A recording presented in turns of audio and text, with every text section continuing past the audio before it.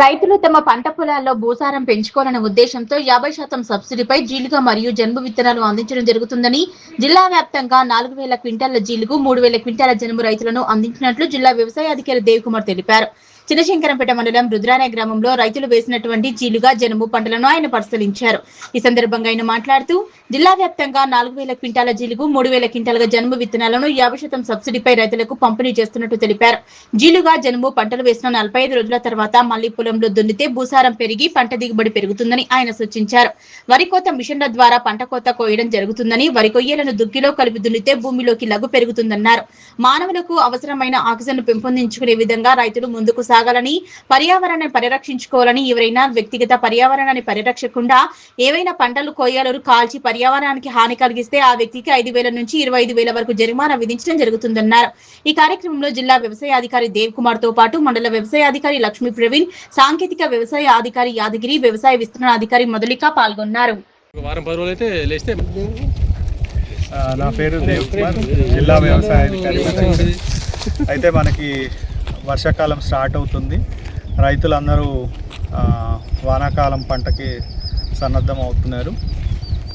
ఇందులో భాగంగా మనకి వ్యవసాయ శాఖ నుంచి రైతులకి వాళ్ళ భూసారం పెంచుకోవాలి అనే ఉద్దేశంతో మనము 50% రాయితీపై జీలుగా జనుము ఇవ్వడం జరుగుతుంది. అయితే జిల్లా వ్యాప్తంగా మనకి జీలుగా 4,000 క్వింటాళ్ళు, అలాగే జనుము 3,000 క్వింటాల్ డిస్ట్రిబ్యూట్ చేయడం జరిగింది. అయితే శంకరంపేట ఆర్ రుద్రారం గ్రామంలో జీలుగా వేసిన రైతు పంట పొలాలు చూడటం జరిగింది. అయితే రైతు జనుము అంటే పెద్ద జనుము వేయడం జరిగింది. అది పంట పొలంకి వచ్చి పరిశీలించడం జరిగింది. మొలక చూసి అంటే రైతుతో పాటు మనం అంటే పంట పొలంకి వచ్చి చూడటం జరిగింది. సో దీని యొక్క ముఖ్య ఉద్దేశం ఏంటి అని అంటే జీలుగా జనుము అనేవి పప్పు దినుసులు సంబంధించిన పంట. అయితే మనకి దుక్కి దున్ని దాని తర్వాత మనము జనుము వేసినట్టయితే అది మనకి మొదటి పూట దశ రాగానే అంటే 30 నుంచి 40 రోజులు మనకి ఆ సమయం పడుతుంది. అది మళ్ళీ నీళ్ళు పెట్టి దున్నేసినట్టయితే మనకి అది అంటే వేర్లకి బుడుపులు ఉంటాయి. అది నత్రజన్ ఫిక్సింగ్ అంటే మనకి భూమిలోనే మనకి ఎరువుగా మారే అవకాశం ఉంటుంది. కాబట్టి అది మనం రైతులను ప్రోత్సహిస్తున్నాము. ఇది మనం రైతు పొలాల్లో ఈ పంటకి మనకి ఎరువులు కూడా మోతాదు తగ్గించుకునే అవకాశం కూడా ఉంటుంది అన్నమాట. కాబట్టి మనం ఈ జీలుగా జనుము తప్పనిసరిగా వాడాలి అని రైతుల్ని వాళ్ళని ప్రోత్సహిస్తున్నాము.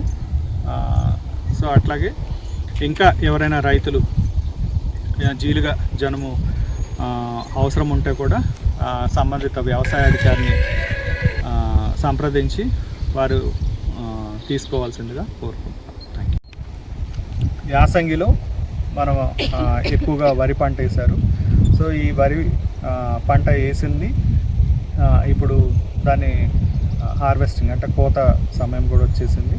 సో ఆ కోత కోసిన తర్వాత అంటే ముఖ్యంగా ఇక్కడ రైతులందరూ మిషన్స్ ద్వారా హార్వెస్టింగ్ జరుగుతుంది. అయితే ఈ హార్వెస్టింగ్ తర్వాత కొయ్యకాలు అనేది మనకి పంట పొలాల్లో కనిపిస్తుంది.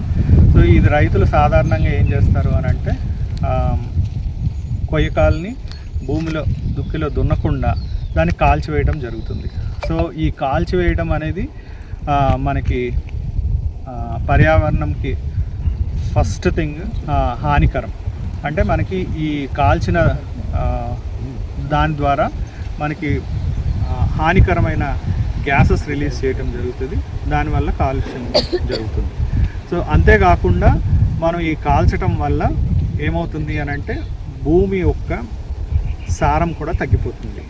భూమిలో ఉన్న మనకి పంటకి ఏదైతే మేలుకరమైన పురుగులు సూక్ష్మ జీవులు ఉంటాయో అవి కూడా మనము దహించేస్తున్నాం. సో మనము ఈ కాల్చడం వల్ల భూసారం తగ్గుతుంది. మనకి ఏవైతే అవసరమైన పురుగులు అలాగే జీవులు ఉంటాయో అవి కూడా మనం సంహరించడం వల్ల మనకి భూమి యొక్క స్ట్రక్చర్ కూడా మనకి తగ్గిపోతుంది. సో రైతులందరినీ కోరేది ఏంటి అని అంటే ఈ కొయ్యకాలని కాలవకుండా మనం భూసారాన్ని పెంచుకోవాలి, భూమిని సంరక్షించుకోవాలి, అలాగే కాలుష్యాన్ని కూడా తగ్గించి మన ఏదైతే మనకి ఆక్సిజన్ ఏదైతే మనకు అవసరం ఉంటుందో అది మనం పెంచుకునే విధంగా మనము రైతులందరం కృషి చేయాలి.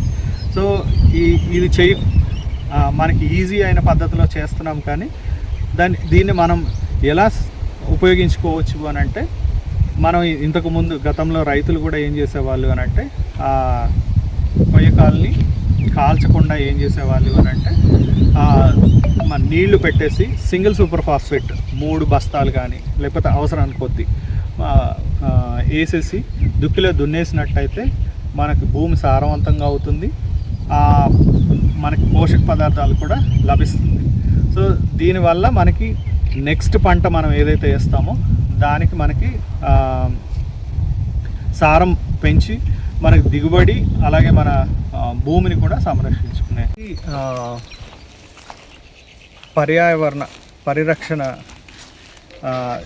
పరిరక్షించడానికి ఒక GOMS నెంబర్ 27 కూడా ఉంది. దీనికి ఏంటి అని అంటే ఒక